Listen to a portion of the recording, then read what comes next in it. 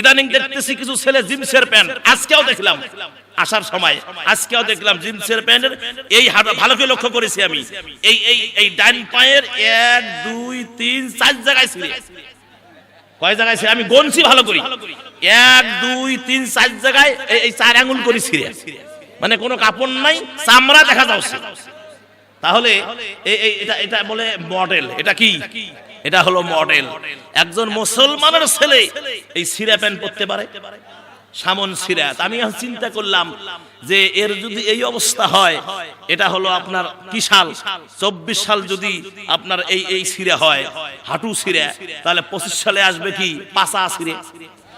কথা কোন পাছার মধ্যে জিন্সের প্যান্ট নতুন আনিয়ে এভাবে বেলেট দিয়ে হোক কেসি দিয়ে কাটিয়ে পাছা ভাগ করে দিবে, ওটা হবে 25 সালের মডেল। কথা কোন? তাহলে এটা যদি 25 সালের মডেল হয়, তাহলে 26 সালের মডেল হবে সামন সিরে। হাসার কোনো কায়দা নেই, এগুলো আমাদের কপাল, এগুলো আমাদের কপাল। তাহলে সামন সিরা আর 26 27 সালে দেখবেন কোনো প্যান্ট থাকবে না। দেশ যত উন্নতি হচ্ছে কাপড় তত খাটো হচ্ছে, দেশ যত উন্নতি হচ্ছে কাপড় তত শর্ট হচ্ছে। আমার বাস্তব অভিজ্ঞতা, ওলামায়ে কেরাম এখানে আছেন, আপনারাও দেখতেছেন, আপনারাও দেখতেছেন, বাস্তব অভিজ্ঞতার কথা বলছি। আমার দাদি নানি, আমার মুরব্বি যারা, মায়ের জাত যারা, তাদের এখনো যারা আছে দেখি ব্লাউজের হাতা হলো এই হাতের মগরা পর্যন্ত এখনো, আর কোমরের নিচ পর্যন্ত তাদের ব্লাউজ। আমার ভাইয়েরা, সেই ব্লাউজ ডিজিটাল হওয়ার সাথে সাথে ওইটা যদি হয় 1.5 গজের, এখন হলো কিছুদিন পরে আসলো এটা 1 গজ, তারপরে আসলো 12 গিরা, তারপরে 10 গিরা, তারপরে 8 গিরা, তারপরে 6 গিরা, লাস্টে গিরা টিরা কিচ্ছু নাই। এটাই সভ্যতা। হাসার জন্য বলছি না, আমি আগেই বলেছি এটা আমাদের কপাল।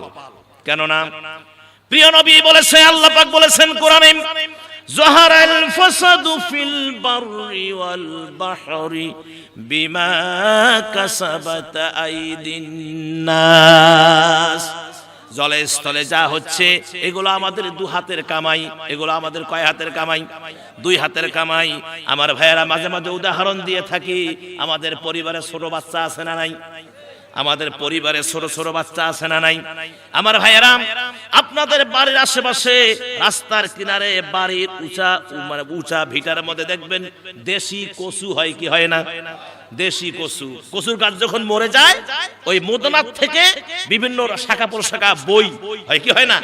এগুলো মা আবার কাশি দিয়া হোক, পাসুন দিয়া হোক, এগুলো আবার সুন্দরকে খুঁড়ে খুঁড়ে অনেকগুলো এক জায়গায় করে ধুয়ে টুয়ে সেদ্ধ করে। সেদ্ধ করার পরে এগুলো মেক্তা মেক্তি করে, পানি ঢালে, হলুদ ইত্যাদি মশলাপাতি দিয়ে চেংটি মাছ, গড়াই মাছ, শিং মাছ দিয়ে রান্না করে। কি যে মজার খাওয়া, কথা বলে ঠিক কিনা?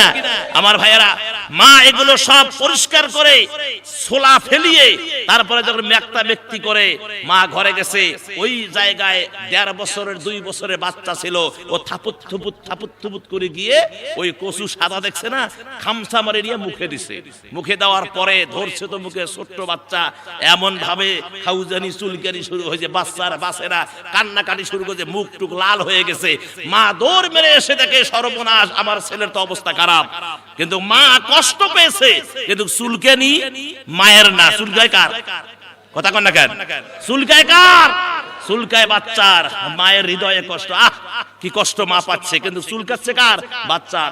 আমার ভাইয়েরা, আমরা কচু খাইছি, আমরা যা অর্জন করছি আমাদের 2 হাতে এটা অর্জন করেছি। এর চুলকানি আমাদেরকে সহ্য করাই লাগবে।